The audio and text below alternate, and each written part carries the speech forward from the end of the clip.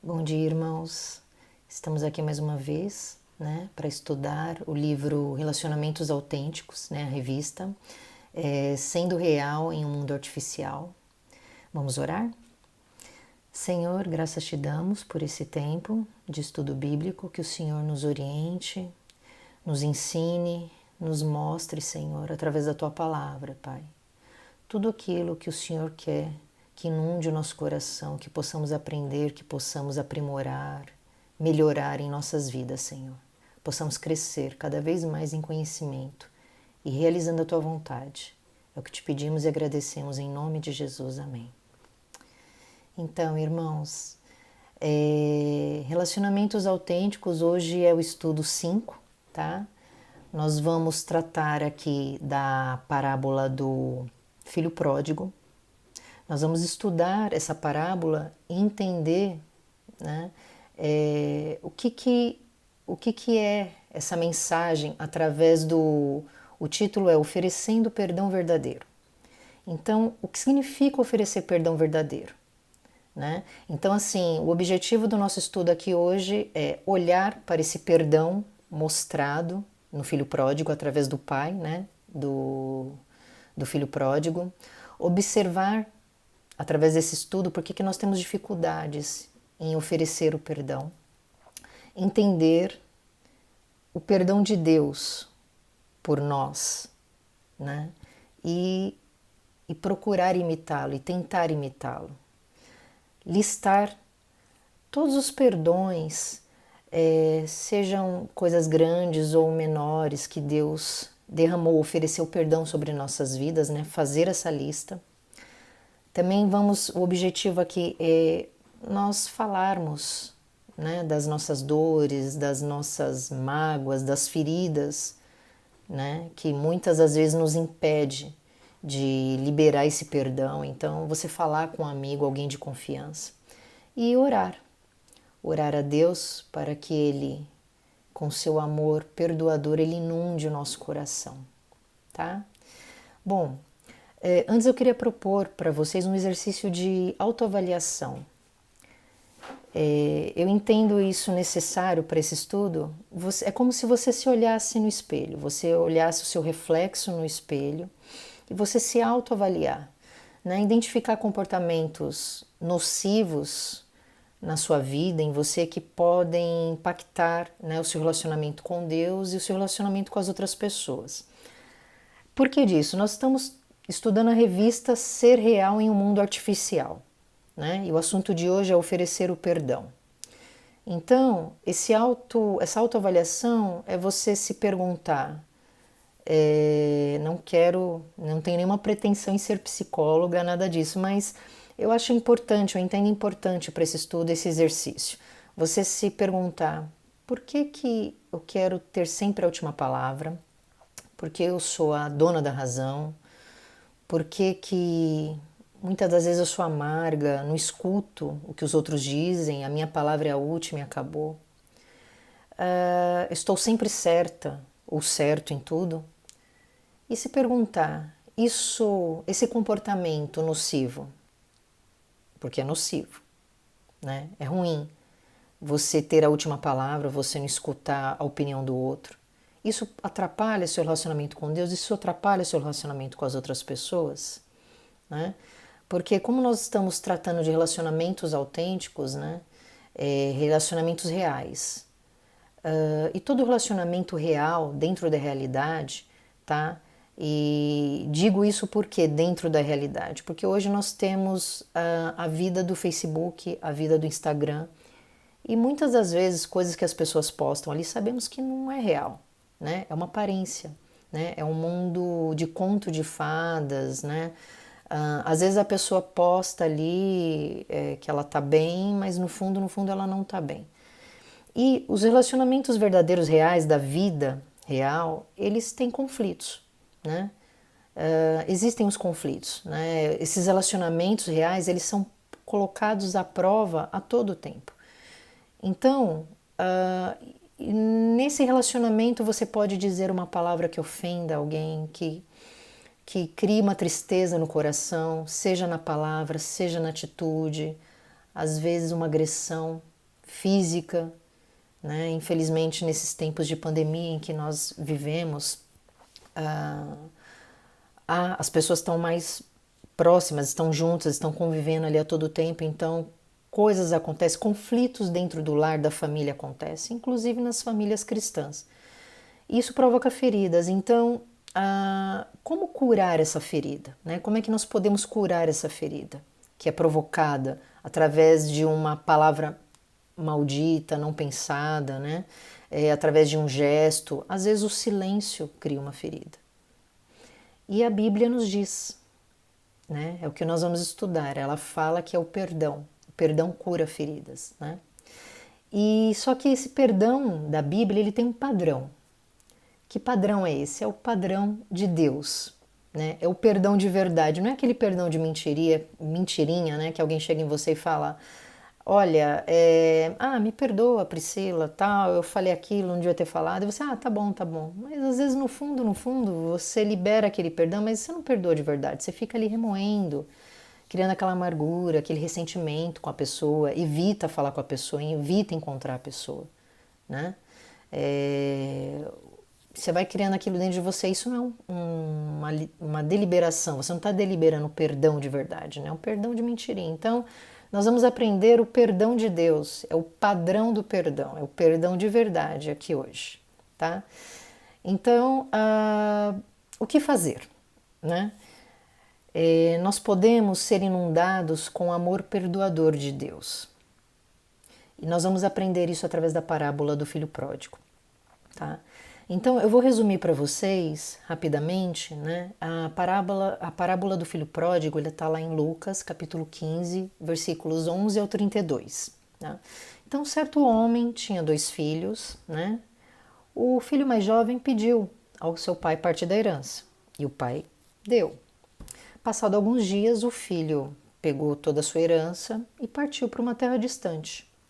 E lá ele viveu de forma libertina, né? Viveu lá gastando toda a sua herança. Bom, depois de gastar toda a herança, sobreveio no país onde ele estava uma fome muito grande. E ele passou necessidades, esse jovem, né? Então ele foi trabalhar para um homem que era dono de alguns porcos e foi cuidar desses porcos. E ele olhava para os porcos ali, ele desejava comer a comida dos porcos, porque a fome era tão grande, porque ninguém cuidava dele, ninguém estava nem aí para ele. Aí ele caiu em si, diante daquela situação, ele querendo comer a comida dos porcos. Ele caiu em si e lembrou que os trabalhadores do pai dele comiam com grande fartura, né? Então ele se arrependeu ali, ele caiu em si, ele se arrependeu de tudo que ele tinha feito, que ele estava errado, né? E que ele estava pagando pelos erros dele, e ele resolveu voltar para o seu pai. E o seu pai o avistou logo de longe e correu, viu o filho voltando, correu, abraçou e beijou ele. E aí esse jovem olhou para o pai, esse jovem filho olhou para o pai e falou: pai, pequei contra os céus e contra ti, eu não sou digno de ser chamado teu filho. Porém, me trata como um dos teus trabalhadores. E o pai ouviu, mas rapidamente chamou lá um dos seus servos e disse: traga a melhor roupa, traga um anel para o meu filho e traga sandálias para colocar nos seus pés. E aí ele falou ainda: e traga um novilho, pois nós vamos festejar, né? Traga um novilho para que façamos uma festa, pois o meu filho voltou, né? Ele estava morto e reviveu, ele estava perdido e foi achado. E aí começou a festa na casa e o filho mais velho voltou do campo, né? E viu aquela festa, quando viu, era o pai fazendo a festa para o irmão caçula tinha voltado. E ele ficou indignado com aquilo, não gostou, sentiu uma indignação, uma injustiça muito grande. Seu pai percebeu, foi falar com ele. E aí ele falou: pai, né, te sirvo há tantos anos, sempre te obedeci, nunca me deste um cabrito para eu poder festejar com os meus amigos. Agora esse teu filho volta, gasta toda a herança, né? E o senhor recebe aí, dá até um novilho para festejar a volta dele. E aí o pai responde, né? Filho meu, você está sempre comigo. Tudo que é meu é teu. Precisávamos sim regozijar a volta do seu irmão, pois ele estava morto e reviveu. Estava perdido e foi achado. Então esse é o resumo da parábola do filho pródigo, né? Bom, com quem é interessante a gente até tentar se identificar um pouco com os personagens da parábola, até para a gente entender e se aprofundar, entrar na história realmente, né? Podemos nos identificar com alguns desses personagens, tanto eu quanto vocês. Então, podemos ser o filho pródigo? Eu creio, acredito que todos nós somos o filho que antes estava morto e hoje revive, né? Todos nós que viemos a Cristo, fazendo uma analogia, né? Todos nós fomos um dia o filho perdido e hoje nós somos o filho achado, o filho que era morto e revivemos, porque recebemos a Cristo como nosso único e suficiente Salvador, né? Alguns de vocês podem se identificar com o pai. Às vezes você já está vivendo ou já viveu um problema de ter um filho rebelde, né? O filho mais velho, de repente, sempre teve a preocupação de ser o melhor filho dentre os seus irmãos, ou até mesmo alguns de nós podemos se identificar com os servos, né? O servo geralmente é o último a ser considerado, né, nas discussões. E como o pai da parábola, né, que ele perdoou, né, a vinda, né, ele perdoou o seu filho, nós já nos encontramos em alguma situação que alguém nos perdoou, né, e a gente não esperava ou até mesmo não merecia esse perdão dessa pessoa, tá? Por que disso? Né? Para a gente poder entender o significado dessa parábola, o grau da ofensa desse filho com o pai, para aí sim a gente chegar e compreender melhor esse perdão desse pai, né? Porque muitas das vezes nós lemos essa parábola, é uma parábola, uma das mais conhecidas, né? Que Jesus contou, uma das mais conhecidas de Jesus, e não compreendemos completamente essa ofensa do filho, né? Mesmo porque o dinheiro era dele, né? Ele recebeu a herança do pai, o dinheiro era dele. Mas aí você fica, bom, ele gastou o dinheiro dele, né? O porquê dessa ofensa? Por que essa ofensa é tão grande ao pai, né? E por que precisamos compreender melhor o grau dessa ofensa? Para nós podermos entender o tamanho, o grau, a dimensão do perdão e conseguir aplicar esse perdão, esse oferecimento de perdão na prática através das nossas vidas, tá?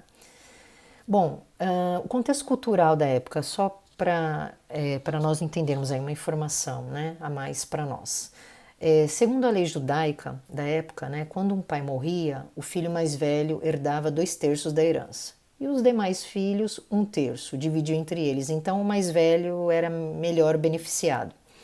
E não era comum o pai antecipar a herança para o filho na época, mesmo porque, exceto assim, se ele fosse se aposentar das atividades, né? Então ocorria isso. E quando chegava ao ponto do filho pedir antecipação da herança para o pai, isso era uma ofensa, porque dava a entender na cultura, né, judaica que o dinheiro é mais importante que o pai. Então você está dizendo isso para o seu pai quando você pede a herança antecipadamente.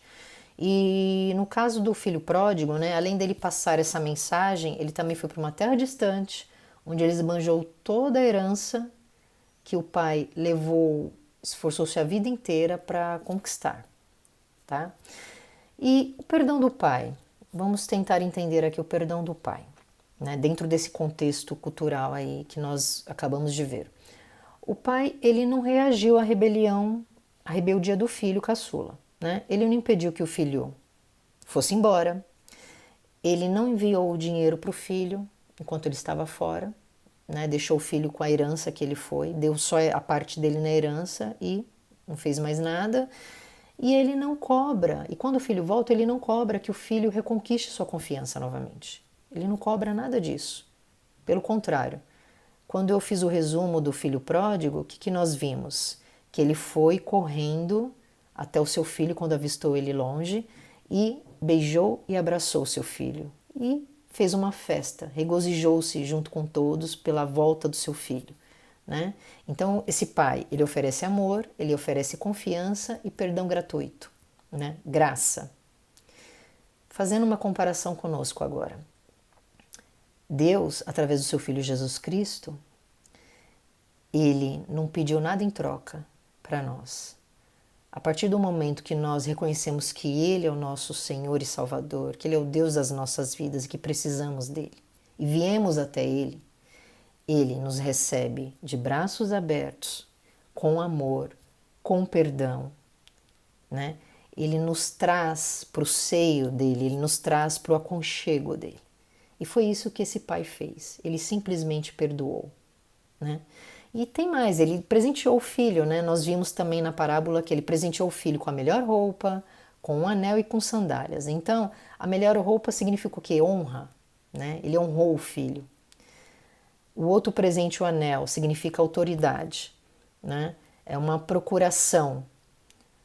E as sandálias é uma reintegração na família, quer dizer que ele está reintegrado de volta à família. E fazendo uma analogia conosco, o Senhor, quando estamos com Ele, nós somos honrados porque nós não somos mais não filhos de Deus ou até mesmo servos, nós somos filhos de Deus, né? O Senhor, quando estamos juntos de Cristo, recebemos Cristo como nosso único e suficiente Salvador, nós somos co-herdeiros de Deus, né? De Jesus Cristo, né? E reconhecidos como filhos de Deus, fazemos parte da família de Deus, né? E o anel é a autoridade, é a procuração que Deus nos dá. Lá em 1 Pedro, capítulo 2, versículos 9 e 10, fala que nós somos santos, separados para Deus. Somos raça eleita, sacerdócio santo, propriedade exclusiva do Senhor, chamados filhos da luz. Ou seja, nós temos autoridade, o Senhor nos dá autoridade, podemos orar em nome dEle. Podemos falar em nome dele, o Senhor pode curar tudo em nome dele. Então o Senhor nos dá essa autoridade, né? Que é a simbologia do anel, tá? E as sandálias, estamos, né, calçados, porque na época os escravos, os servos, eles ficavam descalços. E quando alguém era da família, ele usava sandálias, então isso significava que ele fazia parte da família. E nós somos da família de Deus, né? E essa parábola do perdão de Deus para nós, né, vai além do que pedimos e pensamos. Se você parar para pensar no perdão e no amor de Deus, nesse amor perdoador de Deus com relação às nossas vidas, né? É de graça, é gratuito, nós não somos merecedores. E aqueles que acham que o pai foi rápido demais em perdoar, no caso do irmão, né, mais velho, né, o filho mais velho achou que o pai foi rápido demais, né? Ele é até comparado na época de Jesus com o fariseu, né? Porque o fariseu e até o próprio filho mais velho entendia que ele tinha que merecer. Então, assim, ele sendo um bom filho, ele era digno de ser abençoado pelo seu pai, de receber coisas do seu pai, ele sendo um bom filho, pelo mérito. E nós sabemos que não é, né? Pelo mérito. A salvação não vem pelo mérito, né? Nós temos salvação porque, de graça, Deus deu seu Filho Jesus Cristo para morrer naquela cruz por nós. Então é pela graça de Deus, não por mérito, meritocracia, né? E, bom, no final sabemos também que, até mesmo na época, né, dos fariseus, quando se fazia sacrifícios, né, de animais para pedir perdão a Deus pelos pecados, isso é uma demonstração clara para Deus e para todos nós que o homem não consegue ser perfeito em todos os atos. Ele não consegue acertar. Erramos, pecamos. Por isso precisamos do perdão e do amor de Deus e da graça dele em nossas vidas, né? E agora, entendendo esse perdão do Pai com seu Filho pródigo, entendendo esse perdão do nosso Pai, Deus Pai, conosco, através de Jesus Cristo. Aí vem a questão, a prática, perdoar uns aos outros, perdoando uns aos outros. É difícil? É muito difícil. É muito difícil liberar o perdão. de verdade, o perdão verdadeiro. É muito difícil amar o seu inimigo, mas não é impossível. Nós vamos aprender aqui por que não é impossível, né?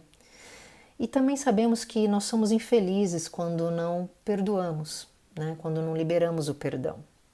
Por exemplo, o irmão mais velho, né?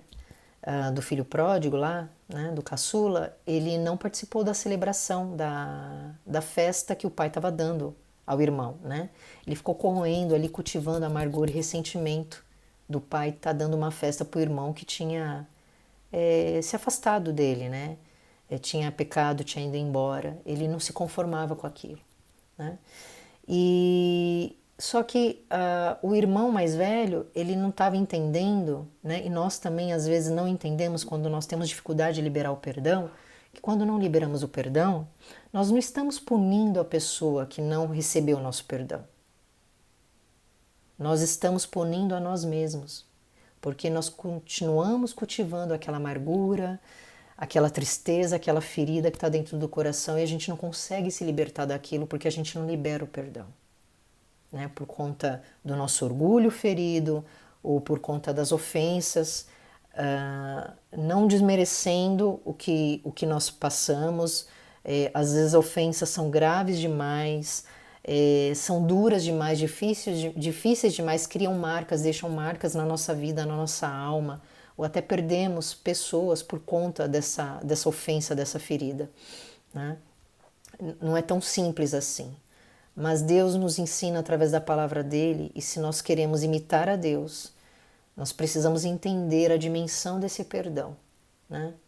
Então, quando Deus nos chama a perdoar, não é apenas para termos misericórdia do outro, mas para termos misericórdia de nós mesmos. Bom, lições para a vida. Colocar em prática o perdão. É difícil, irmãos, mas precisamos colocar em prática o perdão. Não só dizer, não só conceituar o perdão, mas colocar em prática. E quando for difícil perdoar, né, o que fazer? Bom, 3 sugestões aí para nós. Primeiro, listar, que foi o que eu disse lá na introdução, né? Listar todas as vezes que Deus te perdoou. Coisas grandes, pequenas. Trazer à memória todas as vezes que o Senhor perdoou você. Isso ajuda, né? Aí quando você tiver dificuldade de perdoar alguém, uma situação, você pega aquela listinha lá que você fez, olha, o Senhor me perdoou isso, aquilo, por que eu não posso perdoar o meu irmão, a minha irmã? Né? Conversar com um amigo, compartilhar suas dores, porque conversar faz bem. Colocar para fora as dores, as angústias, os ressentimentos que você tem por alguém ou por uma situação, faz bem. Uma pessoa de confiança, seja o pastor, seja no seu pequeno grupo, seja um amigo mais próximo, alguém da sua família, alguém que você possa confiar, que essa pessoa ore com você, chore com você, te aconselhe. Faz bem conversar. E orar. Orar para que o amor perdoador de Deus inunde o seu coração, o meu coração, né? A oração. Tem um livro chamado Refúgio Secreto, a autora é Corrie ten Boom. Agora, já foi falado na igreja isso, só não lembro qual pastor falou, não sei se foi o pastor Daci ou o pastor Adarley, que mencionou essa autora, não lembro agora, alguém falou sobre essa autora já uma vez, e ela descreve nesse livro que ela era, né, uma judia, ela viveu por muito tempo no campo de refugiados, né, no campo no campo nazista, né, onde os judeus eram, né, torturados. Ela viveu muito tempo ali, depois ela conseguiu sair dali e escreveu esse livro, e ela conta a história dela nesse livro, e ela fala que um dia um dos torturadores chegou até ela e veio pedir o perdão dela. E de forma inesperada ali, ela não esperava aquilo, ela não conseguiu liberar o perdão. Aí o que ela foi fazer? Ela foi orar. Ela falou, Senhor Jesus, eu não consigo perdoar esse homem que matou a minha família, que me torturou no campo nazista. Eu não consigo perdoar. Por favor, Senhor Jesus, me perdoe. E de forma milagrosa, o Senhor ouviu a oração dela, e de forma que só Jesus pode fazer, né? Porque milagre só vem dele. ela sentiu, ela pegou na mão desse homem e ela sentiu, ela relata no livro dela que é como se fosse uma corrente descendo pelo ombro, pelo braço dela, na mão dela, na hora que ela tocou na mão daquele homem. Ela sentiu um amor tão grande, tão profundo, que inundava ela a ponto dela se perder o ar, ficar sufocada de tanto amor que ela sentiu por aquele estranho que a torturou, que fez mal a ela, que matou a família dela. E ela liberou o perdão. Essa história ela é emocionante. Ela é triste, mas ela é emocionante porque ela tem um final onde Deus, através do seu amor perdoador, mostrou para Corrie ten Boom e nos ensina também, mostra para mim, para você, que nós podemos sim liberar o perdão, oferecer o perdão àquele que nos faz mal, àquele que nos causa tristeza, feridas profundas, tá? E o perdão, irmãos, ele não é um esquecimento. Perdoar é uma ordem do Senhor. E é o que nós podemos fazer. E aquilo que nós, não podemos fazer, Deus pode fazer através de nós, através das nossas vidas. É só nós nos colocarmos à disposição do Senhor. Vamos orar? Senhor Deus, muito obrigada, Senhor, por essa lição preciosa e maravilhosa que o Senhor nos concedeu agora, Pai. Oferecer o perdão, liberar o perdão, entender a dimensão do perdão, imitando o Senhor. O Senhor nos perdoou, Pai, não merecíamos. E o Senhor olhou para nós. Em algum momento o teu amor transbordou, o Senhor resolveu nos dar uma segunda chance e olhou para nós. E enviou o seu filho, o seu único filho, para morrer naquela cruz. E o Senhor nos ensina que o Senhor nos perdoou e continua nos perdoando dos nossos pecados e das nossas falhas e nos recebe na tua família. E se nós recebemos de graça esse amor, como assim não compartilhar esse perdão? Como assim não oferecer esse perdão? O Senhor pratica de justiça conosco, do seu amor perdoador conosco. Nos ensine, Senhor, nos ajude. Nós, miseráveis pecadores, nos ajude a oferecer o perdão, a perdoar, a não julgar, a conseguir a perdoar, nos dá força, Senhor, para perdoar as ofensas, a tudo aquilo que alguém fez a nós um dia. Possamos nos lembrar da parábola do filho pródigo e entender que só seremos felizes e completamente felizes se deixarmos o seu amor perdoador inundar os nossos corações. Te agradecemos por tudo, em nome de Jesus. Amém.